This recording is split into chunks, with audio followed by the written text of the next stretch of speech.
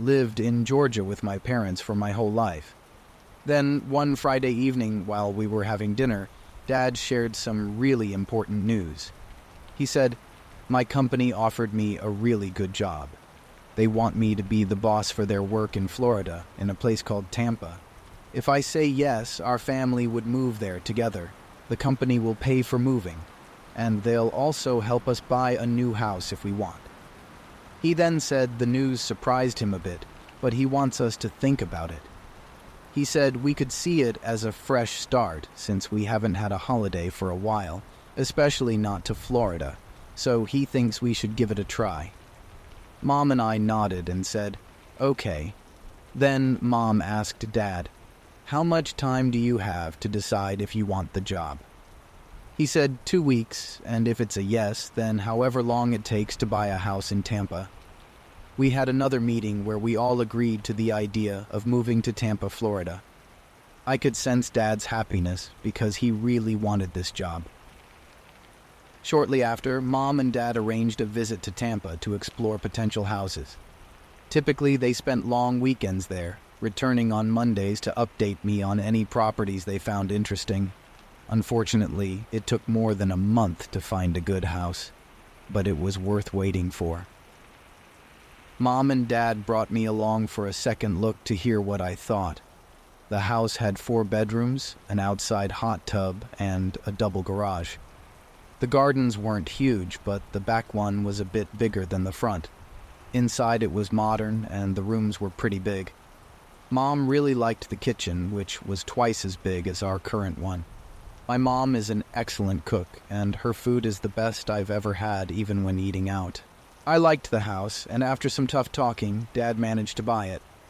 After that, we got really busy. We had to put our current house up for sale, and at the same time go through all the things we've stored over the years. Dad said we need to be strict, and only keep what we really use and need. Anything we don't need has to go, as we don't want to fill up the new house with things we're just keeping for no reason. It was a bit surprising for me, but in the end, I had 15 boxes of things to get rid of. Some went to charity, and some broken stuff just went in the trash. Dad was almost as bad as me. He had 10 boxes to get rid of. But my mom, she only had 3. After we finished this, it didn't take long to get a good offer on the house, which Dad accepted. Then we picked a day to move. In just 6 weeks, we were in the new house, surrounded by boxes and eating takeout. For about 10 days, we survived on TV dinners and takeout until we could sort out the kitchen. Finally, we got things in order. But we noticed Dad was spending more time at work, learning new systems and getting to know his team. He seemed to enjoy the challenge. Meanwhile, I found a job where I could work from home using my computer. It suited me better than my old office job in Georgia. It meant I could take breaks and go for a swim in our big hot tub. It was more like a pool, but the water was warm as it had a cover with those cool massage jets. After that, I had lunch on the patio and then went back to work. It felt so different from before. We had 2 houses nearby, one on each side.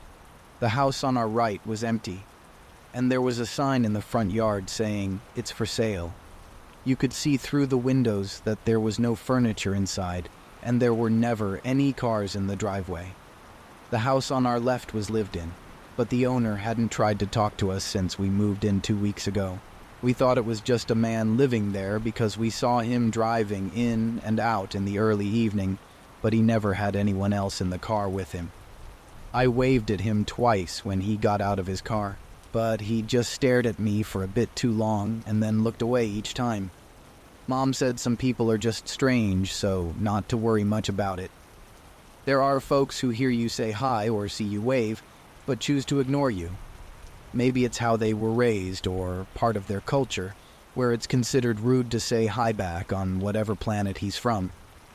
In the evening, when I was in bed around 11 p.m., I often saw a flashlight in his backyard. I'd look out my bedroom window toward the back of the property. I kept wondering, what is he doing? Then, a couple of times when I was watching the flashlight, it stopped moving down the yard and then turned sharply.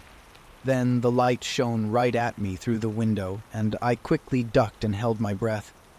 I wondered how he knew I was watching because I always kept my head down and had little light in my bedroom. When I peeked again, the flashlight was gone, and he was nowhere in sight. I also told Mom that he never seemed to go out during the day, and I never heard him in the garden. But Mom always said, "Look, sweetheart, it's not our business what he does, so you just focus on your own life as long as he doesn't bother us." But one day I was chilling in the hot tub, looking at the blue sky, when I noticed something moving along our fence next to his place. I moved in the water to face that way. There was a ladder against the fence. I saw a man wearing a gas mask looking over the fence right at me. He held the ladder with a big bright red rubber glove, and he appeared to be wearing some sort of black plastic coveralls. I stopped floating, stood up, and looked back at him to let him know I saw him. Then I called out, "Can I help you?" He didn't say anything, just kept staring, and then he did something really strange. He lifted a black cat from behind the fence. I could see the cat was either dead or not moving. Then he pointed at me with his other hand and made a cutting motion across his throat. After that, he climbed back down and disappeared, taking the ladder under the fence. Who does something like that? I went to my bedroom to get a better look at his backyard and figure out what he was doing, but when I looked, the yard was empty. I would have told Mom, but she and Dad were away for the weekend, so I was the only one at home. That evening, I decided to do some detective work. I crept down to the bottom of our yard, where I knew that one of the fence panels was only held in by one fence post, as the other had been broken. Dad had actually mentioned it and said it was on his to-do list to fix. I had with me a dim small flashlight, which I had found in Dad's toolbox in the garage. I gently pushed the fence panel to make a gap big enough for me to slip through. Then I squatted down in the yard and looked around. Now I could see his whole backyard much better. There was a big shed that I had noticed from my bedroom window. I moved toward it, keeping my head down. As I got closer, the ground under me started to sink, and I saw many fresh-looking mounds scattered all around. I walked carefully through them until I reached the shed's door. It didn't have a lock, so I tried the handle, and it opened easily. I went inside, and the first thing I noticed was the smell. I used my flashlight to look around. I stopped at a big table in the middle of the shed. On that table was a large wooden board like the ones butchers use, and it had fresh blood on it, even on the sides. When I moved the light away, I could see big red stains on the floor around the table and underneath it. On the back wall, there was a whole row of butcher's meat choppers and knives. Then, as I moved the light around, it stopped on a whole line of meat hooks. There were dead cats and small dogs hanging. This person is really messed up. Then, I saw some pentagram signs painted on the back wall. At first I thought it was red paint, but when I looked closely, it was actually blood. This guy was into some dark art stuff, and I think he was doing some sick sacrificing of these poor pets. What's scarier is that he's our neighbor. Suddenly, I saw a light in the open shed door. Oh no, he was coming down the garden. I quickly left the shed, staying low, and closed the door. I crawled through the bushes to the fence panel I opened before. After getting through, I turned and closed it, then rushed up the yard as fast as I could toward our house. I went in through the patio door and locked it. I grabbed my phone from the table and started dialing 911. To my horror, I saw the man walking up our yard, holding a meat cleaver in one hand. But this time, he was wearing all black. When I got through to 911, I screamed into the phone, "There's someone with a weapon breaking into the house." As I headed for the front door, I gave them our address just as I heard the patio door smash. Then I ran out the front toward my car, but realized the keys were on a hook by the back door. It's mean. I had no choice. I had to run, so I went down the road. I briefly looked back and saw the person standing in the front doorway. Next thing I knew, I almost got hit by the police car turning the corner, responding to my call. I flagged them down and explained. They went in to arrest the guy, but he was hurt. And he hurt one of the policemen with the meat cleaver. After he attacked the police, they had to shoot him, and he died right there. The police later said they discovered more than 40 animal graves in his backyard. They also found strange stuff and worship books in his house. There was an open case about his mother who had been missing for 4 years. Living next to weird neighbors can be scary, and sometimes you don't realize how creepy they are until it's too late. In 2018, I lived with my partner and my German Shepherd in the Humboldt Park neighborhood of Chicago. I was 33 years old, and our apartment was a fourth-floor walk-up unit, very typical low-budget Chicago rental in a changing neighborhood. The layout of our building is going to matter to this story. Our building had a total of 12 units. Mine and the 3 below me had a shared front entrance, and the other 8 units were through a second entrance. All 12 apartments had connected back porches and stairs that shared a walkway to a rear gate, which lead to an alley. From the front stairwell, there are windows on each landing to the back porches, so you can see the back door of my apartment when standing at the front door through that window. We had good relations with our neighbors, especially those that lived directly below us and shared our front door. This was the thing that saved all 3 of us, my partner, my dog, and me. My partner was in a touring band at the time and would leave for weekends or weeks at a time, and it was a scary thing for me. I was SA'd and stalked by an ex in my teens and 20s. I always worried something would tip him off and he'd start stalking me again. A little less than a month before a 2-week tour my partner had scheduled, I received a creepy FB message from that stalker ex from yet another new account. About a week after that, my car was broken into. The glove box was emptied, things were thrown around, but the only thing that was taken was a bag of dog treats. I had about $20 in change in the compartment between the seats, and they left the money. I was on high alert at that point and very scared about the time I'd be alone during the tour. My partner was kind of irritated with me and the situation and felt that it was too last minute to cancel, especially over what amounted to a bad feeling and a few isolated things that weren't direct threats. And truthfully, car break-ins are very, very common in Chicago. It's happened to me like 15 times, and police usually do the reports over the phone and don't even come to the scene. What I found really strange was that the thief didn't take the money. There was a homeless man who had started camping on the BLVD nearby recently. My partner left for his tour, and I set up cameras and bought door braces for my front and back doors. I became completely nocturnal, unable to sleep at night. My poor dog developed diarrhea, maybe because she was picking up on my stress level. It meant that I was taking her down all 4 flights of stairs for her to go blast her bowels 6 or 7 times a night. I had the distinct prickly crawling sensation of being watched when I would take her out. But I couldn't tell what was genuine and what was my own fear and paranoia. Her diarrhea lasted an unusually long time, like 3 or 4 days. I was going in and out the main door a lot, feeling very scared, and I noticed that some of my neighbors wouldn't pull the door all the way closed, so the lock engaged. I mentioned it to my downstairs neighbor one day, including that I was extra careful of the stalker. He was supportive, said he'd mention it to the other neighbors if he saw them, and I noticed that the door was locked more frequently after that. My partner came home at about 11 a.m. on a Sunday morning. At about 8:30 a.m. that morning, my first-floor neighbor's place was burglarized. He was a metalhead dude who collected instruments, sold weed and psychedelics, and lived alone. I guess he went out for breakfast, and he left his door unlocked while he was gone. Someone had come in, eaten the leftovers in his fridge, took a coat and pair of boots, and left a filthy coat and pair of boots.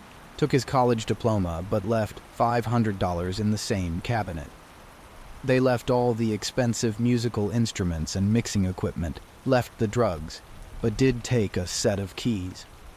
The keys were to the first-floor apartment and a master key for front door and the back gate. My neighbors ran into each other right after the break-in, and the second-floor neighbor said to go tell No Donut because she has a stalker. So my metalhead neighbor came up to let me know what had happened. My partner had just gotten home from his tour when he knocked at the front door. I jumped out of my skin but looked through the peephole, recognized him, and the three of us stood on the stairs at my front door while he told us about the break-in. We jabberjawed for a while, about 15-20 minutes. While we were talking, we heard the front door open and close below us, but thought nothing of it. Then we saw a man climbing up my back porch, steps to my back door through the window. We locked eyes through the window, and he froze halfway up the stairs to my back porch. He slowly took a cell phone and called someone as he slowly turned around halfway up the steps. He walked back down the stairs in artificially slow motion, like he was pretending to be nonchalant, and then bolted into a sprint as soon as he hit the porch below mine. My neighbor ran downstairs and dialed 911. My partner and I ran through the apartment to the back porch and saw a sedan and a windowless van pull out from the sketchy building 2 doors down. Both cars floored it out of the alley. We didn't get the plates, but the cops said it wouldn't have mattered. There wasn't any crime committed and nothing concrete to justify stopping them. They very condescendingly explained this to me as they took my statement later. My neighbor is the one who actually made the call, and has the police report. My partner and I were just considered witnesses. For a long time, the thing that scared me the most was the tool that my neighbor found when he went running downstairs. It was a 2x4 piece of wood, cut to about 2 feet, but about 6 inches of it had been made into a handle. It looked like a paddle, and for a long time I couldn't figure out what it was, but I'm pretty sure it was a ram for the door jamb locks. When I looked at my door afterward, it looked like the frame had been repaired, like it had been broken open before. It seems like they used the one master key to place their ram, get somebody at the back door to catch me if I tried to run out that way, and somebody else was going to come back around since they only had one key, and they'd break in my front door and go forward with whatever they had planned. When we caught them before they could catch me unaware, they seemed to have aborted the plan. I suspect they'd been watching me, especially while I was taking out my dog, and figured that I was alone. It was pure coincidence that my partner had gotten home 30 minutes before all this. I feel that we all could have been horribly injured or worse had we been trapped inside and they had gotten the jump on us. Nothing else ever came of it except that my landlord refused to change the locks, but he did agree to let us out of our lease. I moved out of Chicago and now have added a younger dog I'm training to do some bite work. My house is surrounded by cameras and floodlights and wingnut neighbors. So whoever was on my back porch and whatever they had planned, let's not meet. We locked eyes through the window, and he froze halfway up the stairs to my back porch. He slowly took a cell phone and called someone as he slowly turned around halfway up the steps. He walked back down the stairs in artificially slow motion, like he was pretending to be nonchalant, and then bolted into a sprint as soon as he hit the porch below mine. My neighbor ran downstairs and dialed 911. My partner and I ran through the apartment to the back porch and saw a sedan and a windowless van pull out from the sketchy building 2 doors down. Both cars floored it out of the alley. We didn't get the plates, but the cops said it wouldn't have mattered. There wasn't any crime committed, and nothing concrete to justify stopping them. They very condescendingly explained this to me as they took my statement later. My neighbor is the one who actually made the call and has the police report. My partner and I were just considered witnesses. For a long time, the thing that scared me the most was the tool that my neighbor found when he went running downstairs. It was a 204 piece of wood, cut to about 2 feet, but about 6 inches of it had been made into a handle. It looked like a paddle, and for a long time I couldn't figure out what it was, but I'm pretty sure it was a ram for the door jamb locks. When I looked at my door afterward, it looked like the frame had been repaired. like it had been broken open before. It seems like they used the one master key to place their ram, get somebody at the back door to catch me if I tried to run out that way, and somebody else was going to come back around, since they only had one key, and they'd break in my front door and go forward with whatever they had planned. When we caught them before they could catch me unaware, they seemed to have aborted the plan. I suspect they'd been watching me, especially while I was taking out my dog, and figured that I was alone. It was pure coincidence that my partner had gotten home 30 minutes before all this. I feel that we all could have been horribly injured or worse had we been trapped inside, and they had gotten the jump on us. Nothing else ever came of it, except that my landlord refused to change the locks, but he did agree to let us out of our lease. I moved out of Chicago, and now have added a younger dog I'm training to do some bite work. My house is surrounded by cameras and floodlights and wingnut neighbors, so whoever was on my back porch and whatever they had planned, let's not meet.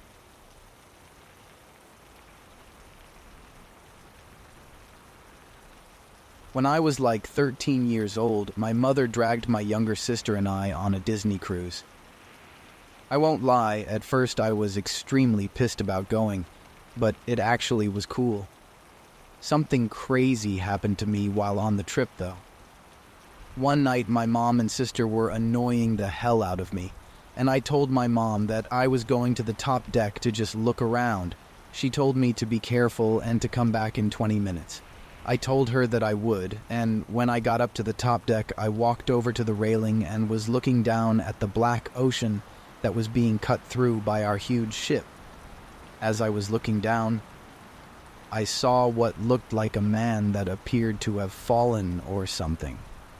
He went by very fast and disappeared, but I thought I saw his arm come up at one point, and at the time, I even thought I heard him make a noise.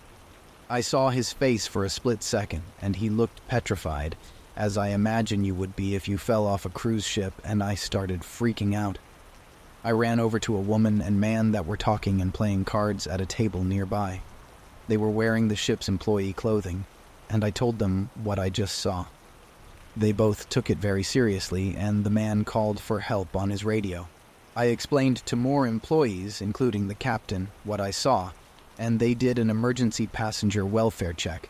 My mom got called up to where I was, and a while later, they told me everyone on the ship was accounted for. They pretty much made me swear on my life that I was sure, and that I wasn't lying. At the time I told them I was sure, and 11 years later now, is sure I saw a man in that water.